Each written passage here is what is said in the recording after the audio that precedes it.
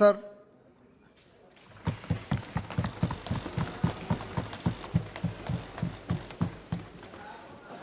माननीय सभापति महोदय, आज बहुत अच्छा लगा, बहुत समय के बाद संसद में चर्चा हो रही है। चाहे किसी भी कारण से हो, चाहे जो भी मजबूरी हो, मगर जिस कारण के लिए, जिस काम के लिए संसद बना है, आज उसके मकसद को पूरा होते हुए देख रहे हैं। माननीय अध्यक्ष जी, आज जो बिल लेकर मैं सदन के सामने उपस्थित हुआ हूं, अधीर रंजन चौधरी से लेकर सुशील कुमार रिंकू तक 26 सांसदों ने इसमें हिस्सा लिया है। किसने पक्ष में बात करी, किसी ने विपक्ष में बात करी, किसी ने पार्टी लाइन पर बात करी, किसी ने अपने मन की बात करी, परंतु आज चर्चा हुई, इसका मुझे आनंद है। मेरा एक छोटा सा सवाल है ये विपक्ष के सारे मित्रों को कि संसद ने अब तक इस बैठक के अंदर, ये सत्र जब से शुरू हुआ तब तक 9 बिल पास कर लिए। सारे बिल अपनी अपनी जगह बहुत महत्वपूर्ण थे। माननीय अध्यक्ष, हर क्षेत्र के महत्वपूर्ण बिल थे। उसमें इन्होंने कहा पीएम आकर जवाब दे, पीएम आएंगे तभी संसद चलने लगे। आज क्या हो गया है? आज इस बिल में मैं तो स्वागत करता हूं, आपने चर्चा की, मुझे कोई आपत्ति नहीं है, मैं तो चाहता हूं हर रोज ही आ जाइए, परंतु आज क्या हुआ है? क्या डेमोक्रेसी की चिंता है?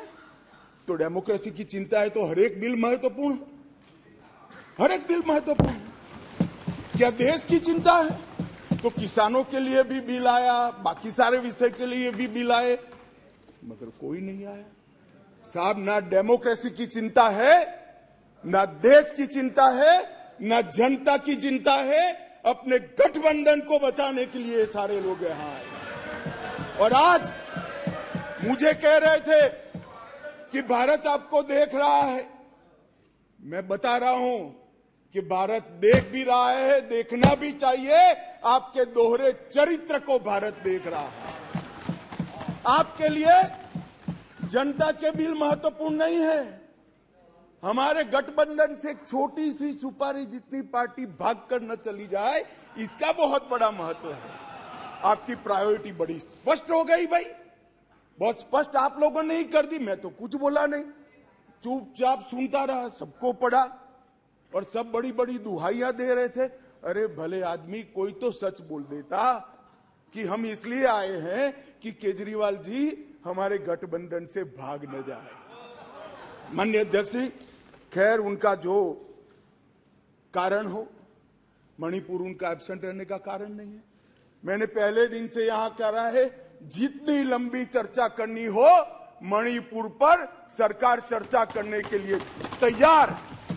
हर चीज का जवाब दिया जाएगा और मैं दूंगा जवाब, मैं दूंगा जवाब। माननीय अध्यक्ष जी, उनको प्रॉब्लम एक ही है कि जनता के मन में भ्रांति खड़ी कर दी जाए। मैं उनको बताता हूं कि जनता है जो सब जानती है, कभी भ्रांति खड़ी नहीं होती है। आज आपने अपने आप को यहां पर एक्सपोज कर दिया है। माननीय अध्यक्ष जी, पूरी चर्चा को मैंने सुना। प्रेमचंद्रन जी से लेकर सारे लोग जो विषय पर बोले, मैंने ध्यान पूर्वक नोट भी पढ़े हैं, सुना भी है। माननीय अध्यक्ष जी, ये फिर से मैं एक बार कहता हूं कि सदन जनता को गुमराह करने की जगह नहीं है। सारे लोग राज्य के अधिकार, राज्य के अधिकार, राज्य के अधिकार कह रहे हैं। कौन से राज्य के? कौन से राज्य के? दिल्ली राज्य ही नहीं है, ये तो संघ प्रदेश है। और संघ प्रदेश में भी राजधानी क्षेत्र है, जो एक विशेष आर्टिकल के तहत बनाया गया। अनुच्छेद 239 से 242 तक दिल्ली के कामकाज करने के तरीके को संविधान ने स्वीकार किया। हम तो संविधान संशोधन लेकर नहीं लाए थे, आप ही आए थे। 69वां संविधान संशोधन आप लेकर आए थे। आपने ही अधिकार नहीं दिए थे। अधिकार उसके तहत अनुच्छेद 239 ए 3B के तहत संसद को दिल्ली संघ राज्य क्षेत्र या उसके किसी भी भाग के लिए, उसके संबंधित किसी भी विषय के लिए कानून बनाने का पूर्ण अधिकार है।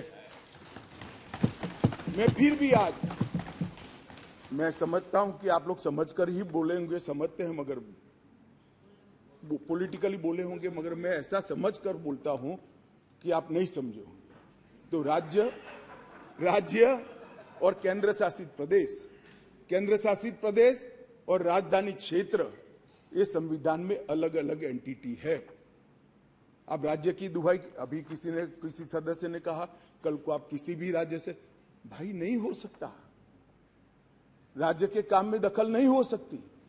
यहां दखल इसलिए कर सकती है संसद क्योंकि 239 ए 3B के अंदर इस संसद को आपकी पार्टी जब सत्ता में थी तब अधिकार दिया हुआ है।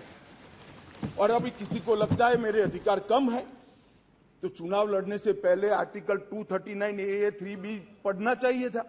अब पढ़े नहीं, लड़ लिए और कहते मेरे अधिकार कम है। मैं देश की जनता को, दिल्ली की जनता को, सारे विपक्षी दलों को इतना ही कहना चाहता हूं, साहब 1993 में राज्य बना, 93 से 15 तक इसी नियमों के अनुसार उस वक्त भी सर्विस केंद्र सरकार के हाथ में ही थी। सुप्रीम कोर्ट ने एक इंटरप्रिटेशन किया और इंटरप्रिटेशन कर ये भी कहा कि अगर आपको सर्विस हाथ में लेनी है तो कानून बनाना पड़ेगा, जो अभी हम कर रहे हैं। तो 93 से लेकर 2015 तक किसी भी मुख्यमंत्री को कभी भी झगड़ा नहीं हुआ।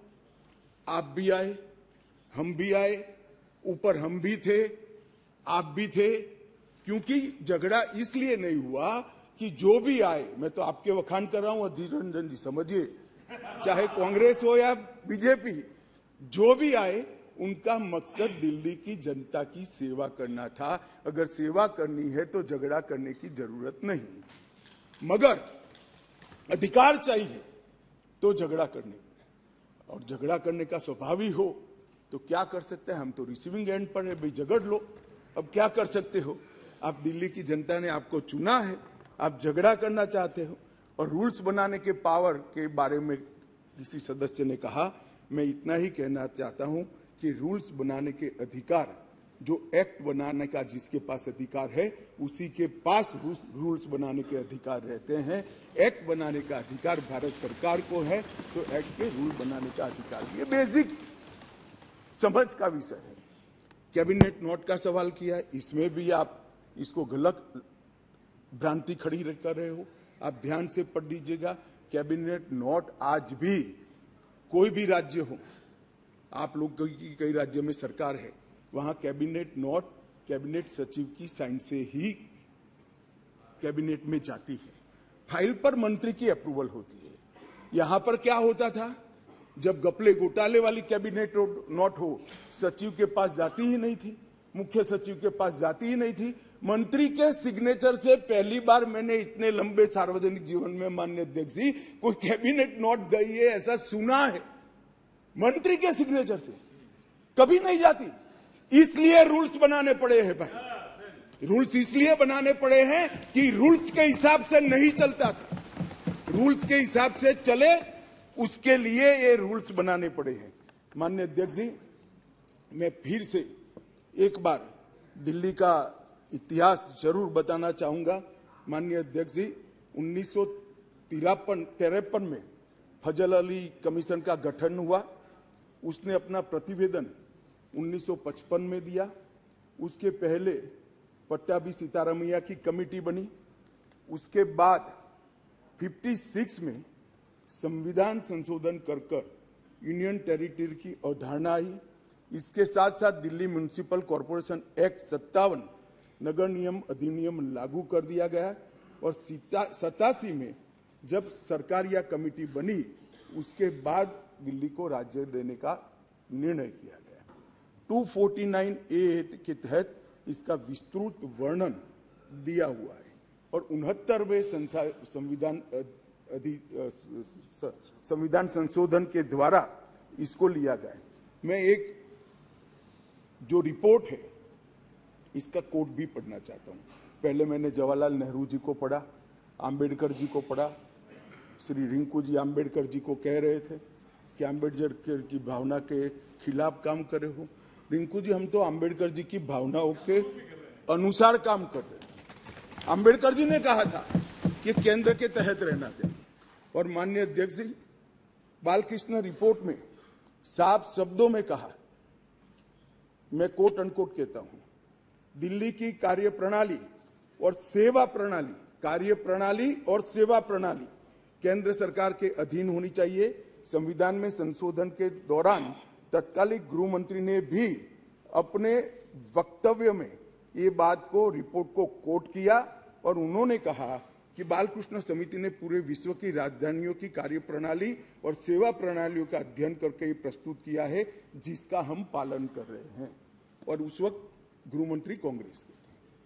तो आपको ये मालूम होना चाहिए कि आप जब एक उंगली हमारे सामने करते हो तो 3 उंगली आपके सामने होती है। और मैं तो कहता हूं उस वक्त उचित ही किया था, और आज हम जो कर रहे हैं वो ही उचित ही कर रहे हैं। इसलिए आप, जैसा मैंने कहा कि आप गठबंधन को बढ़ाना चाहते हो, आपके मन में ऐसी कल्पना है कि गठबंधन बड़ा करेंगे तो शायद मोदी जी के खिलाफ चुनाव जीत जाएंगे। भाई, और 2-3 लोगों को ढूंढ लाओ, जितने हो सके इतना इकट्ठा कर लो, अगले प्रधानमंत्री नरेंद्र मोदी जी ही बनने वाले हैं।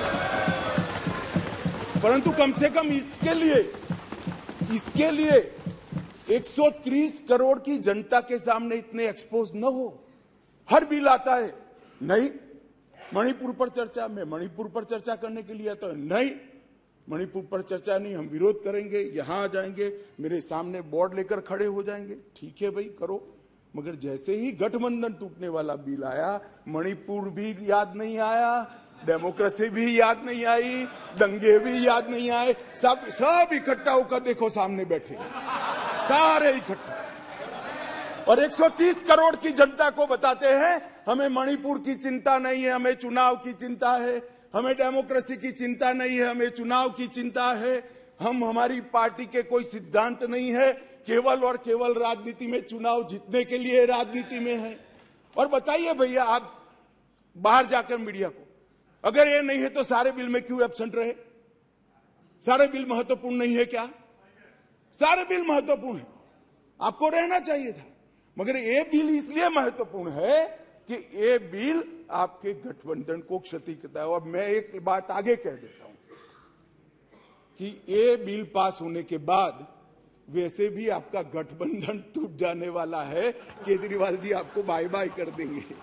माननीय अध्यक्ष जी, एक बात आई कि भाई अध्यादेश क्यों लेकर आए।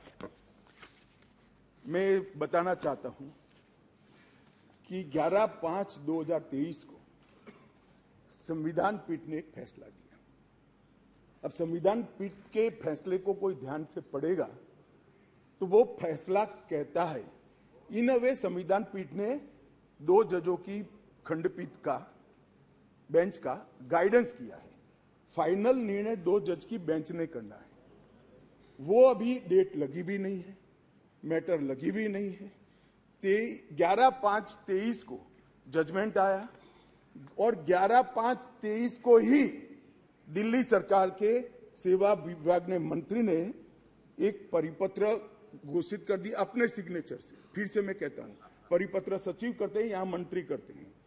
आज 5:30 बजे तक पात्र अधिकारियों की सूची के साथ जो इस पद तैनात किए जा सके, सचिव सेवाएं की तैनाती, मतलब सर्विस जो देखते हैं वो सचिव की तैनाती के लिए नोट प्रस्तुत किया जाए। अभी तो सुप्रीम कोर्ट ने निर्णय करना बाकी, इन प्रिंसिपल निर्णय किया है, इसके पर 2 जजों की बेंच ने निर्णय करना है, इसको घोषित करना है, आप अमल करने कर दी। सोशल मीडिया में घोषणा कर दी कि सेवा विभाग के सचिव श्री आशीष माधेराव मोरे का ट्रांसफर कर दिया गया है। ध्यान देने की बात है कि जो मैं कह रहा हूं वो फिर से पढ़ रहा हूं, 11/5/23 के निर्णय के पैरा 165 में न्यायालय की नियमित बेंच को इस मामले का निपटारा करने का आदेश दिया गया था, जो अभी बैठी ही नहीं थी। शाम को ही इन्होंने तो इम्प्लीमेंटेशन चालू कर दिया। इसके बाद सतर्कता विभाग, विजिलेंस मंत्री जी ने सभी सहायक निर्देशकों को आदेश दे दिया कि विशेष सचिव सतर्कता, विजिलेंस कमिश्नर को के सचिव है विजिलेंस के, उसको रिपोर्ट न करिए, रिपोर्ट मत करिए। क्यों? अभी जजमेंट नहीं आया। क्यों? क्योंकि अब कारण कहता हूं, इसलिए न करना का किया जाए। इसके बहुत सारे कारण हैं, मैं बताता हूं। मित्रों, माननीय अध्यक्ष जी, दिल्ली के सतर्कता विभाग को सबसे पहले क्यों निशाना बना गया? अगर सेवा के अधिकार मिल गए, चलो मैं 1 मिनट के लिए मान लेता हूं मिल गए, तो सबसे पहले कोई क्या करेगा? रोड एंड बिल्डिंग की चिंता करेगा, पीने की पानी की चिंता करेगा, साफ सफाई की चिंता करेगा, आरोग्य की चिंता करेगा। इन्होंने विजिलेंस की चिंता करी। बोलो, प्रायोरिटी तो देखिए साहब इनके साथी की, विजिलेंस की चिंता करी। भला विजिलेंस की चिंता क्यों करी? इससे दिल्ली की जनता का क्या भला होने वाले था? मैं बताता हूं। क्योंकि विजिलेंस विभाग को इसलिए निशाना बना गया, माननीय अध्यक्ष जी, कि इसमें बहुत सारी संवेदनशील फाइलें बंद पड़ी हुई थी। कौन सी फाइलें थी? कौन सी फाइलें थी? जरा आप ध्यान से सुनना भाई। जिसके बारे में बड़े बड़े आवाज से आर्गुमेंट्स कर रहे थे, उनका एक्ट सुनना। आबकारी घोटाले के संबंधित फाइल, शराब की आबकारी घोटाले की फाइल, न्यायालय द्वारा जो आदेश किया था, इसका ओपिनियन जो देना था, वो फाइल विजिलेंस डिपार्टमेंट में थी, जिसके तहत उनके पूर्व डेप्यूटी चीफ मिनिस्टर जेल में बैठे हैं। अब वो फाइल कैसे इनके हाथ में दे? मुख्यमंत्री के नए बंगले के निर्माण पर अवैध रूप से हुए खर्चे के संबंधित फाइल, जिसमें स्वयं मुख्यमंत्री फंसते हैं।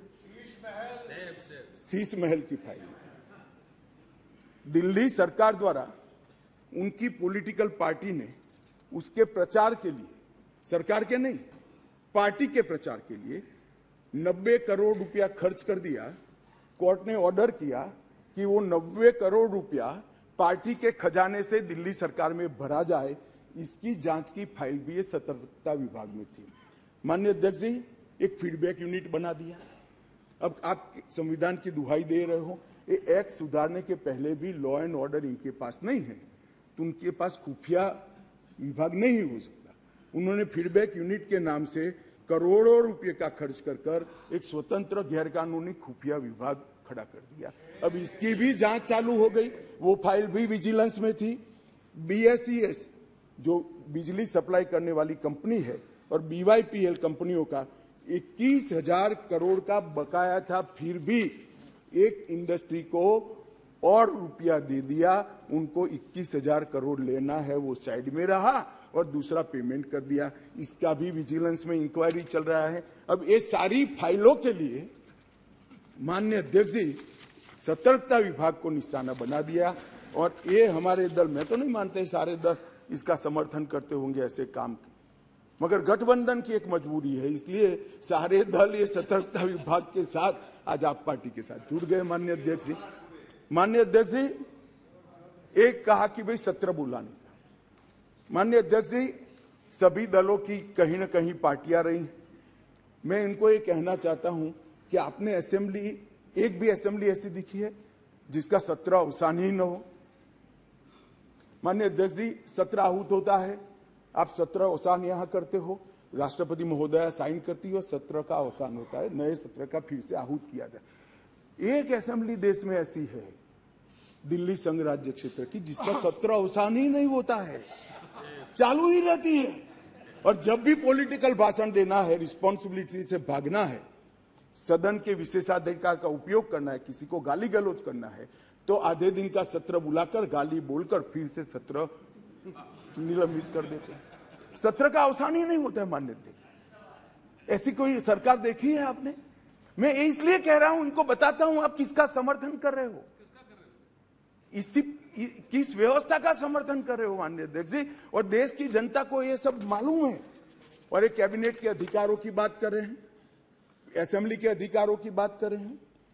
2020 में दिल्ली विधानसभा का एक ही सत्र बुलाया गया। बजट सत्र जिसमें 5 बैठकें हुई, 2 दिन का जो मजबूरी है बजट पारित कराना है। 21 में भी एक ही सत्र बुलाया गया, बजट सत्र, जिसमें 3 दिन की बैठक करी, चार बैठकें करी, वो बजट सत्र था, मजबूरी है। 2022 में एक ही सत्र बुलाया गया, बजट सत्र, क्योंकि मजबूरी है बजट पारित करना है। और 2023 में भी एक सत्र बुलाया गया, बजट सत्र। इसके अलावा विधानसभा ही नहीं बुलाई माननीय अध्यक्ष जी। अरे विधानसभा के अधिकारों की हमारे विपक्षी दल के मित्र, कौन से अधिकार भाई? विधानसभा बुलानी है नहीं है? ओवैसी जी आप मुगालते में हैं, आप मुगालते में है, विधानसभा बुलानी ही नहीं है।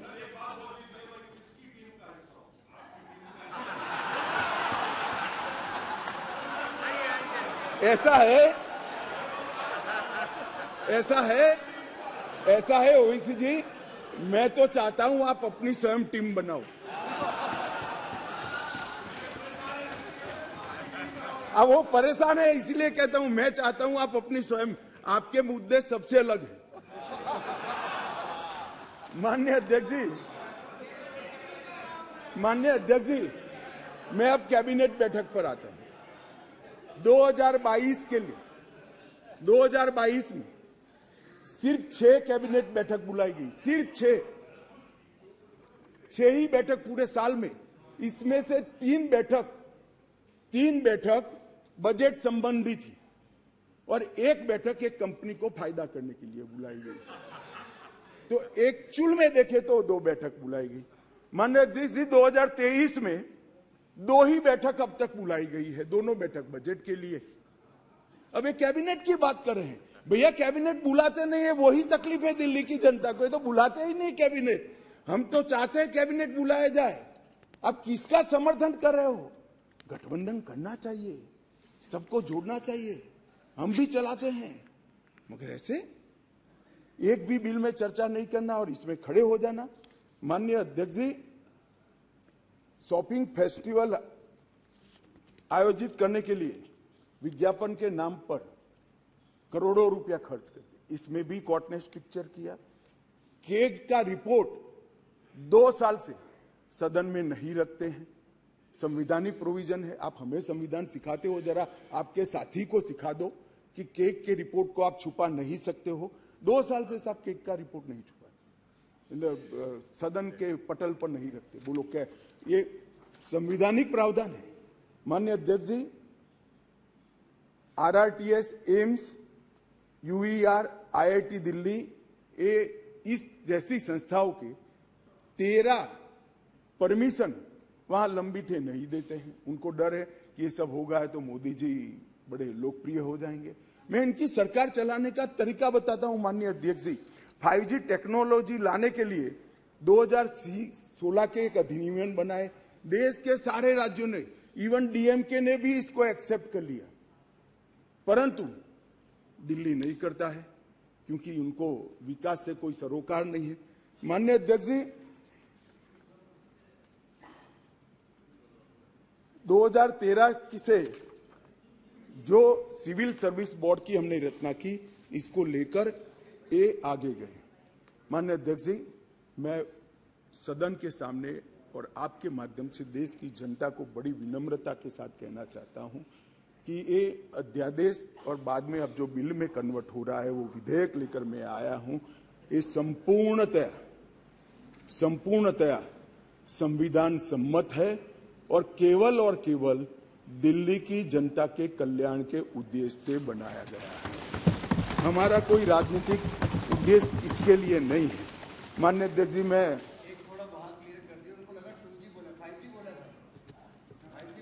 मारन जी पूछ रहे हैं, माननीय अध्यक्ष जी,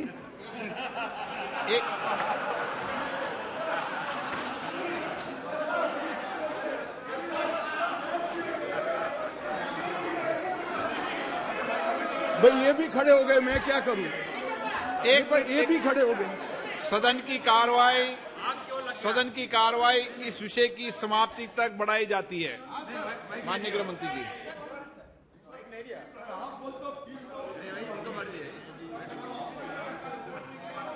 आपने किया? The Home Minister raises everything. मान्य, हाँ, आप क्या बोल रहे थे? 2G 5G पे समझौता बहस नहीं हो रही यहाँ पे? No, sir, I want to submit, sir, through you, sir, through you, sir, I want to submit one thing before the House and the Honorable Home Minister and other members of the Parliament in the other side, adversary benches. As far as 2G is concerned. No. No. माननीय गृह मंत्री जी, 2G 3G माननीय 2G 3G में बहस नहीं हो रही। No कुछ नहीं बोला।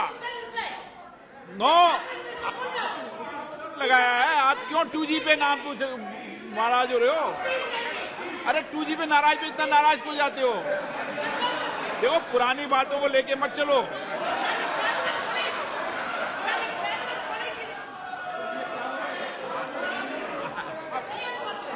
वो 2G अध्यक्ष जी रिकॉर्ड पर नहीं है, बता दीजिए इनको। देखिए, वो रिकॉर्ड पे नहीं है। आप क्यों रिकॉर्ड पे लाना चाहते हो बात? अरे ऑनरेबल मेंबर, वो रिकॉर्ड में नहीं है। आप क्यों रिकॉर्ड में लाना चाहते हो बात? ऑनरेबल मेंबर, वो रिकॉर्ड में नहीं है। Okay, no record, no record. Okay, माननीय गृह मंत्री जी,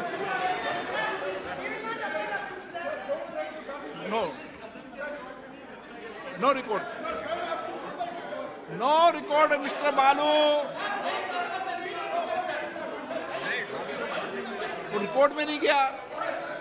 क्यों रिकॉर्ड में लाना चाहते हो उसको बिना काम में? बिराजिए गृह मंत्री जी। माननीय अध्यक्ष जी, बालू जी, चलो आप कहेंगे जब 2G 3G पे चर्चा करा लेंगे। अभी गृह मंत्री जी की चर्चा करने दो। हाँ जी, मैं करता हूं बाद में। ओके बालू जी, रिकॉर्ड पर नहीं है, प्लीज। रिकॉर्ड पर नहीं है, रिकॉर्ड में नहीं है। माननीय अध्यक्ष जी, कुछ सदस्यों ने टिप्पणियां करी है, मैं जरूर जवाब देना चाहता हूं। मैं तो सीधा साधा भाषण करने आया था नियमों के अनुसार, मगर राजनीतिक टिप्पणियां कर की तो मुझे जवाब देना पड़ेगा। माननीय अध्यक्ष, राजीव रंजन जी ने कहा कि लोकलाज होनी चाहिए, लोकलाज होनी चाहिए। राजीव रंजन जी, लोकलाज आप तो मत ही बोलिए, क्योंकि जिस चारा घोटाले को लेकर बिहार की जनता के सामने गए थे, आज चारा घोटाला करने वालों के साथ आप बैठे और फिर से गठबंधन के लिए। लोकलाज आपके मुंह में अच्छा नहीं लगता। माननीय अध्यक्ष जी, ये जो गठबंधन बना है यूपीए का, ये यूपीए का गठबंधन नहीं है, ये सत्ता के स्वार्थ के लिए बना है। बंगाल में माननीय अध्यक्ष जी, कम्युनिस्ट पार्टी, तृणमूल कांग्रेस और कांग्रेस तीनों लड़ती है। हर रोज ममता जी को हमारे अधीर रंजन जी क्वेश्चन करते रहते हैं, मगर बेंगलोर में साथ में बैठेंगे। जेडीयू और आरजेडी, जेडीयू का जन्म ही, माननीय अध्यक्ष जी, जेडीयू का जन्म ही आरजेडी का विरोध करने के लिए हुआ। यूनाइटेड जनता दल तोड़ दिया। वो जेडीयू आज सत्ता प्राप्त करने के लिए गठबंधन में है।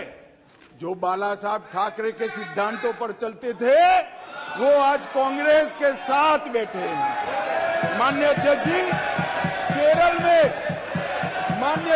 केरल में कम्युनिस्ट, कांग्रेस और एलडीएफ और यूडीएफ दोनों आमने सामने थे। माननीय अध्यक्ष जी, सत्ता के कारण दोनों इकट्ठा आए हैं। सुरेश जी, केरल की जनता इस बार पूछेगी। माननीय अध्यक्ष जी,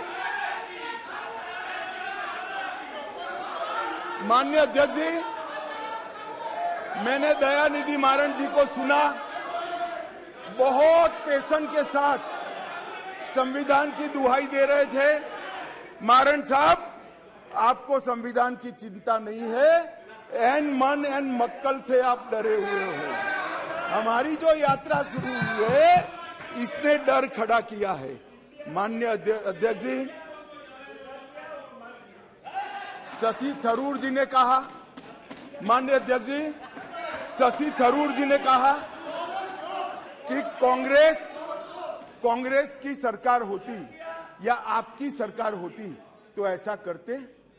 भाई, कांग्रेस की सरकार और हमारी सरकार दोनों दिल्ली में रहा था, मगर हमने ऐसा किया ही नहीं था, तो ऐसा करने का सवाल ही पैदा नहीं हो रहा। बहुत अच्छे तरीके से चलता था, कोई झगड़ा नहीं था। माननीय अध्यक्ष जी, मैं अंत में इतना ही कहना चाहता हूं, अभी भी समय है, वोटिंग बाकी है, यही समय है, सही समय है। विचार बदलिए, जनता देख रही है, जनता सब कुछ जानती है कि 9 बिलों में उपस्थित न रहने वाला समूचा विपक्ष आज गठबंधन बजाने के लिए अखाड़े में उतर गया। माननीय अध्यक्ष जी, ये सदन के अंदर निहित स्वार्थ नीतिक उद्देश्यों के कारण न भाषण देने चाहिए, न वोटिंग करनी चाहिए। सदन के अंदर वोटिंग 130 करोड़ की जनता के भले के लिए करनी चाहिए। मैं अंत में फिर से अपील करता हूं कि अभी भी जनता देख रही है, यही समय है मन बदलने का। एक बार मन बदल दीजिए तो शायद जनता यूपीए के पाप माफ भी कर दे। अध्यक्ष जी, सभी का बहुत बहुत धन्यवाद।